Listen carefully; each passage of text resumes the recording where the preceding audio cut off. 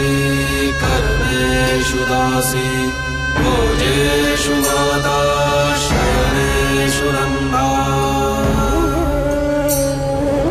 अनुकूल क्षमा धारित्री सदगुणयुक्ता प्रिया धर्मपत्नी।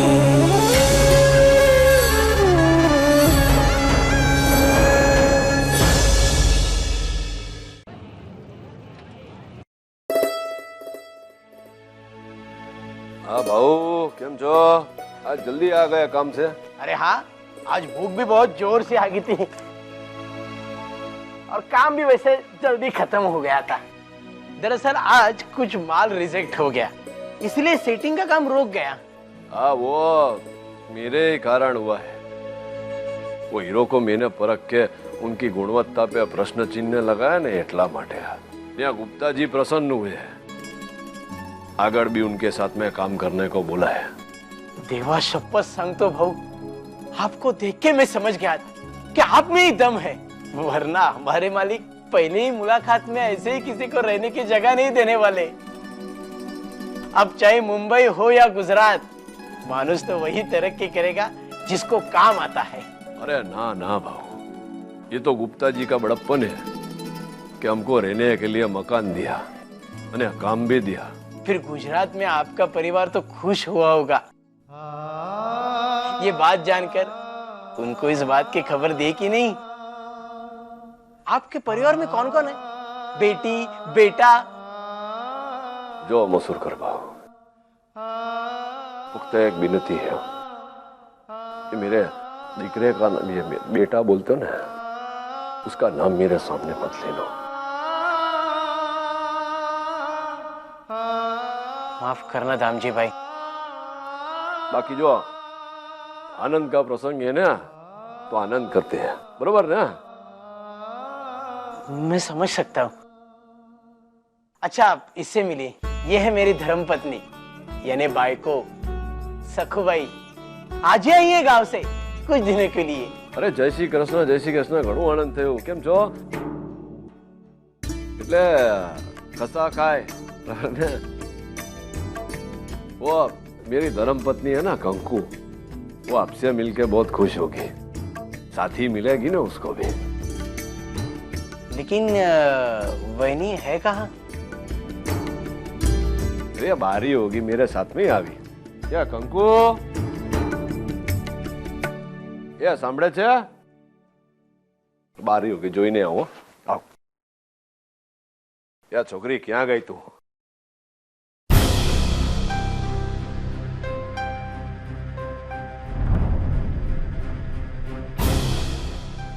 ए भाऊ, जो तो मैं आया ना तो मेरे साथ में ही थी। अगर भाई मुंबई में नहीं है क्या?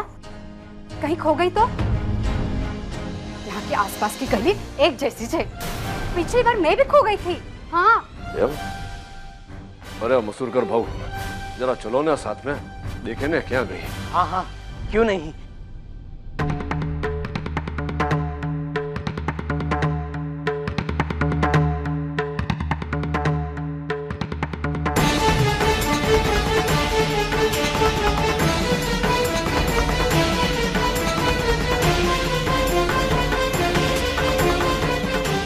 मसूरकर भाई, कहीं वो टपोरी छोकरे जिन्होंने वैनी का रास्ता रोका था, कहीं ऐसा तो नहीं हो गया कि गड़बड़ हो गया है?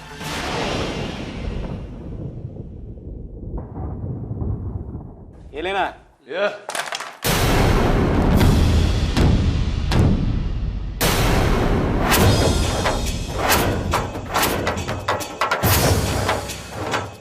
मेरी पत्नी कहाँ है? आई शपथ, खरंच आम्हाला काही माहिती नाही हो। जो भी है ना हमारे बीच में है। मेरी धर्म पत्नी को वच में मत लाना हो। ए पकिया, अब बोलना। अरे कहाँ है वहीनी? आई शपथ भाई, उस दिन से हम लोगों ने कसम खाई कि हम लोग इनके आड़े नहीं आएंगे। मेरे को नहीं मालूम कौन किधर है। ए, आप लोग समझाते क्यों नहीं? वरना खामा हम लोगों के बीच में पंगा हो जाएगा। लास्ट टाइम आपके हाथ का डंडा खाया, गणपति बप्पा की कसम, हमें कुछ भी नहीं पता। दामजी बाबू, शायद वहाँ गणपति का मंदिर है, उसके बाजू में हम लोग चलते हैं। मुझे लगता है वही वहां ही गई होगी, वहां महाआरती होती है। चलिए।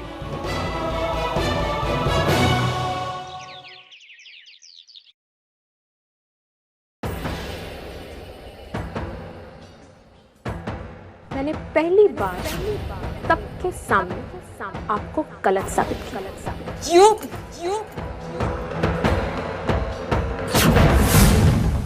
ये क्या किया आपने? पूरे किए करावे पानी फेंक दिया। बस अभी हमारा काम शुरुआत ही हुआ था और आपने हमें ब्लैकलिस्ट कर दिया। पता चल गया उन्हें कि वो धर्मपुर का माल नहीं है। Consignment reject.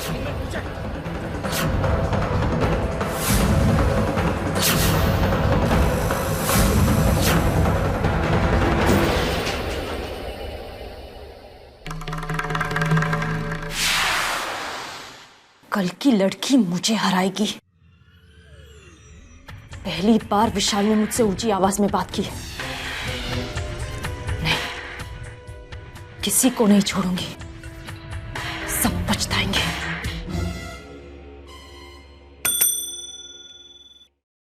जी मैडम। हितेन को बुलाओ फौरन। हाँ जी।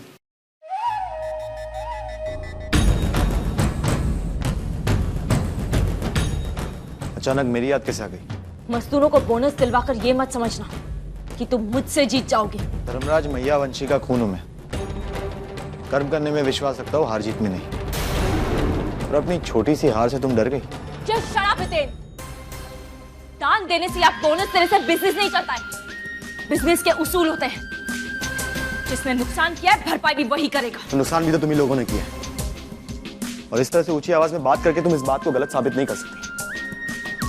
किसने कहा था कि सुरनपुर से माल मंगाकर भैया वंशी डायमंड वर्क्स में पैक कराकर मुंबई भिजवाने के लिए?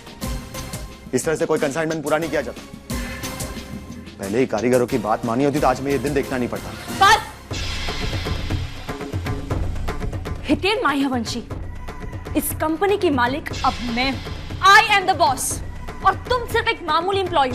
इसलिए अपनी घटिया राय अपने पास रखना। बिजनेस में जब फायदा होता है तब मजदूरों को बोनस दिया जाता है। आज बिजनेस में नुकसान हुआ है ना, तो इस नुकसान की भरपाई भी मजदूर करेंगे। मॉम, क्या हुआ? कुछ नहीं, अपने नुकसान की भरपाई कर रही हूँ। तुम इस कंपनी के मैनेजर हो और मजदूरों के लीडर, इसलिए तुम्हारी जिम्मेदारी है कि इस नुकसान की भरपाई कैसे की जाए। ये सारा कंसाइनमेंट मैं खरीदूंगा। व्हाट? तुम खरीदोगे ये? सुनाई नहीं दिया?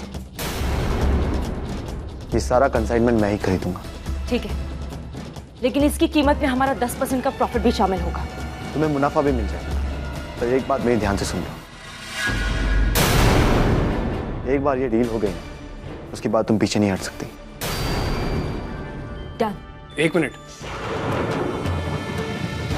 मॉम मेरे साथ आओ। मॉम, इसके दिमाग में जरूर कोई प्लान चल रहा है। ये हमारे साथ खेल खेलने की कोशिश कर रहा है। वरना कोई पागल है क्या जो रिजेक्टेड माल खरीदेगा और हमें 10% का मुनाफा भी देगा? विशाल, इस वक्त हमारे लिए प्रॉफिट ज्यादा जरूरी है। हमारे रिजेक्टेड माल पे हमें 10% का प्रॉफिट मिलना है। और ये माल हितेन खरीदे या कोई और, मुझे कोई फर्क नहीं पड़ता। उसे जो करना है करने दो। हितेन, मुझे ये डील मंजूर है, लेकिन मुझे अपने प्रॉफिट के साथ अपना चेक चाहिए। तुम्हें तुम्हारा चेक मिल जाएगा, पर एक बात जरूर कहूंगा मैं तुमसे, बहुत घाटे का सौदा किया है तुमने आज।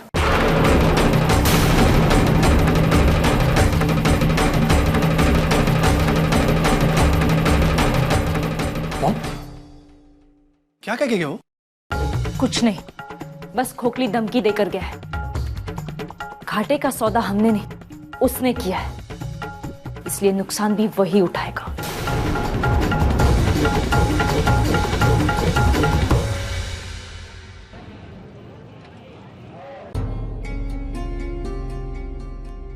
ये भाऊजो हजू सुधी वापस नहीं आई है। ये मुझे तो बहुत चिंता हो रही है। जो चिंता की बात तो है ही भाऊ। मुझे लगता है हमें पुलिस थाने जाना चाहिए। મને બી લાગે છે કે તમારી વાત બરોબર છે। હાલો પોલીસ સ્ટેશન જતા હાલો।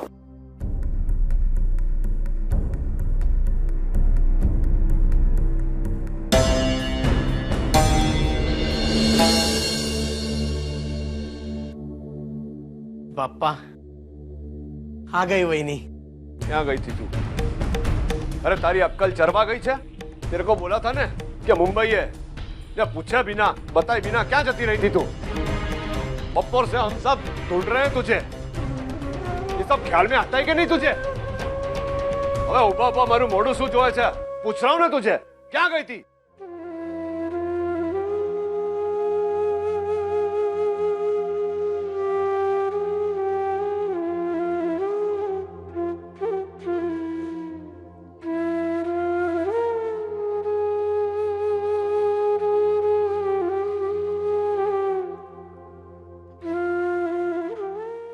શું કરે છે તું? એ શું કરે છે આ?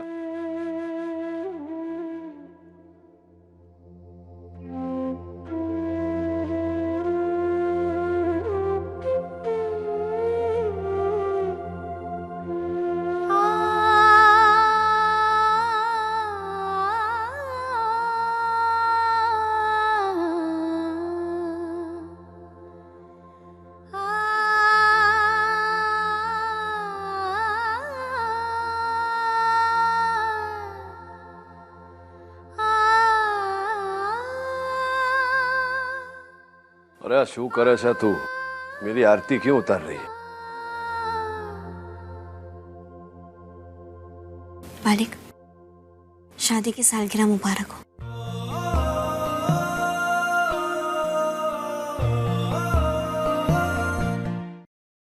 अरे शू करे छे तू? मेरी आरती क्यों उतार रही है?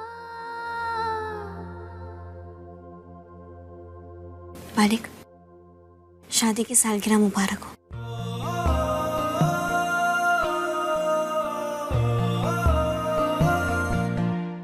बहुत बढ़िया दामजी भाई, आज आपकी शादी की सालगिरह है।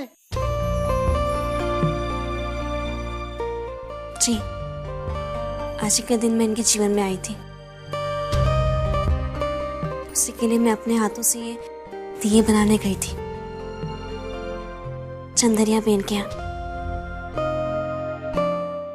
मैं मालिक को ये दिए अपनी तरफ से भेंट के रूप में देना चाहती थी। अगर बताकर जाती तो ये सरप्राइज कैसे होता, इसीलिए बिना बोली चली गई। वैसे पता है मालिक, चंदरिया बेन के आदमी मुझे यहाँ छोड़ने आए थे। जाओ देना भाऊ, अब गुस्सा तोक भी दो ना।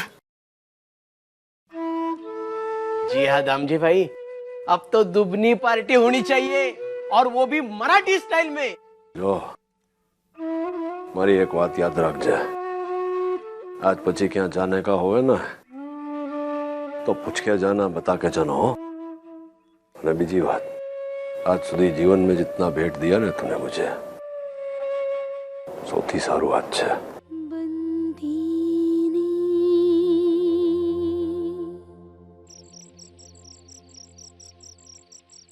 मालकिन, आज आपकी लगन की वर्षगांठ है, इसलिए बा ने खास शीरा बनवाया है।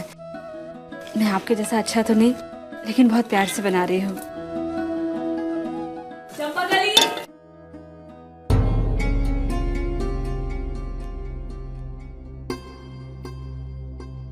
अरे चंपाकली कहाँ हो तुम? जी चंपाकली, मैं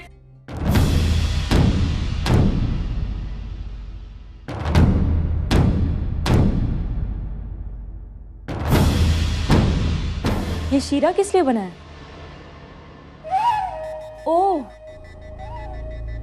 आज तो तुम्हारी पुरानी मालकिन की शादी की सालगिरह है ना, इसी खुशी में बनाया ना ये? जी। तो टके की नौकरानी मेरे दुश्मनों की खुशी का जश्न मनाने चली। ये पहला थप्पड़ तुम्हारी हिम्मत की दाद देने के लिए, और दूसरा थप्पड़ तुम्हें यह याद दिलाने के लिए कि इस घर की मालकिन मैं हूं।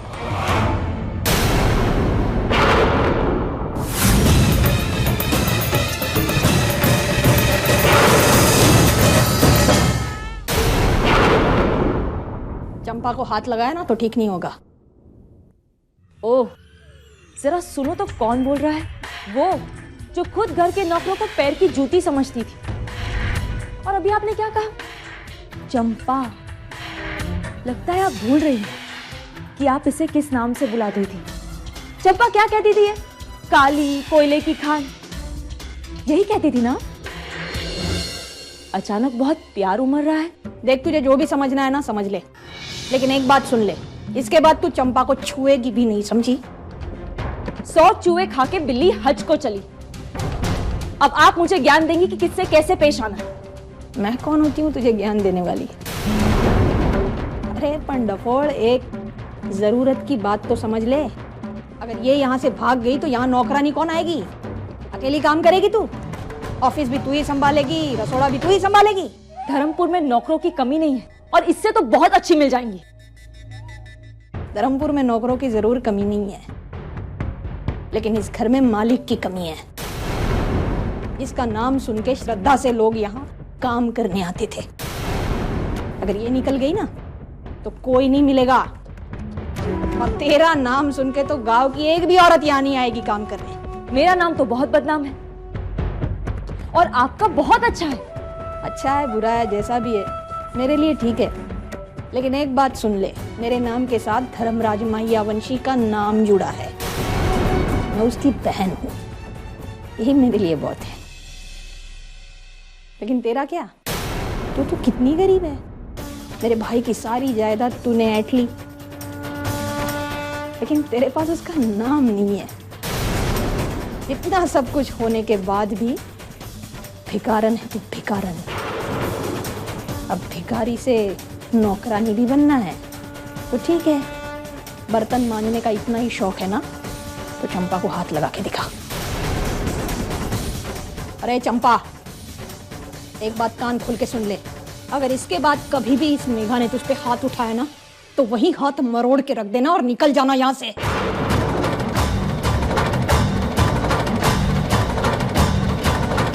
नींबू पानी लेके आ मेरे लिए।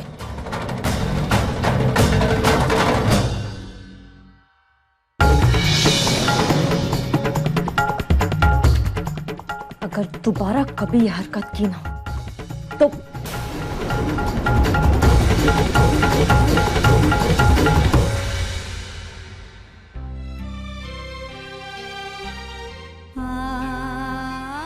मालकिन, अगर आज आप यहाँ होती तो कितना खुश होती। तरफुई ने मेरे लिए झगड़ा किया।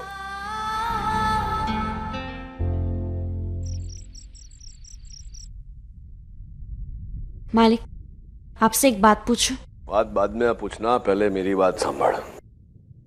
वह खोटू लागे छे मने कि एक तो मैं हमेरे लगन की वर्षगांठ भूल गया, ने एना ऊपर तेरे पे गुस्से भी हुआ। तेरे को डफोड़ बोलता हूँ ना, डफोड़ तो हूँ छू।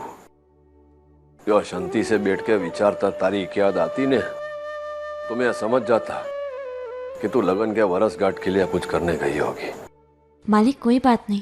अरे कोई बात कैसे नहीं, एक तो इतना महत्वपूर्ण दिन भूल गया, ऊपर से तेरे पे गुस्से भी हुआ। जो मालिक, मुझे आपका यह गुस्सा अच्छा लगता है, क्योंकि इसमें मेरे लिए आपका प्रेम और आपकी परवाह छिपी है। ने गुस्से तो मैं अजू भी हूँ। अरे डफोड़, याद दिलाने का नहीं मैं भूल गया तो है। अगर याद दिलाती तो आपका ये प्यार कैसे देख पाती। वैसे मुझे जो बात पूछनी वो पूछो। क्या पूछने हवे? मालिक, हमारी शादी की सालगिरह के लिए मैंने आपको इतने महंगे तोहफे दिए, सोने के बर्तन, हाथ से भरा हुआ कुर्ता, फिर भी आपने ऐसा क्यों कहा कि ये दिए आपके लिए सबसे बड़ी भेंट है? जो केम के आज के पहले जो भेंट तूने मुझे दिए ना, उसके लिए तुझे परिश्रम नहीं करना पड़ा। पर आज तो परिस्थिति जुदी है ना, मेरे पास कोई साधन भी नहीं। ये दीपक की रोशनी में तूने मुझे सब कुछ दे दिया। जो समय समय नहीं बात है, यह समय है ना, सबको ना सब कुछ घुमा के रख देता है। 3 अक्षर का शब्द है, पर तीनों लोक में इससे ऊपर कोई नहीं। समय में सम है, એટલે तुलना करूं तो खबर पड़ती है कि आज तूने जो भेंट दिया ने इस परिस्थिति में, वो तेरे हर भेंट से ऊपर है। समय में मैं है, એટલે नशा। હવે जो ना, तू मेरे पास नहीं होती ना तो मेरा मगज काम नहीं करता। नशे की तरह हमेश તું મેરે સાથ મેં ચાહીએ અને આ ત્રીજી વાર समय में यम है એટલે આ મૃત્યુ। मालिक ऐसी बातें मत कीजिए।